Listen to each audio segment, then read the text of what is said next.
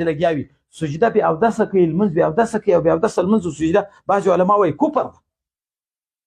د دغه ځای احتیاط له موږ سره نشته پیغمبر علیه الصلاة والسلام مبارک چې په بولو ته کېنستی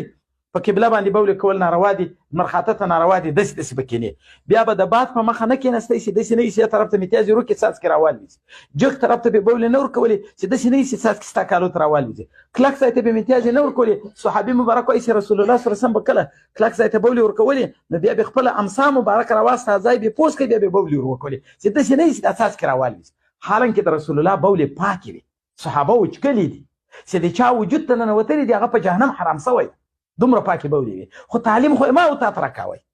د ده مبارک خو دې ته ضرورت نه و خو ما او تا ته دا تعلیم ده حتی زموږ تاسو ته شرعي مسله دا ده چې مور چې بچی کېنوي په متیازو دې داسې داسې نه کېنوي داسې داسې دې کېنوي دا ناروا ده ځکه چې د دې دپاره دا ناروا ده دا ګناه د دې په غاړه کېږي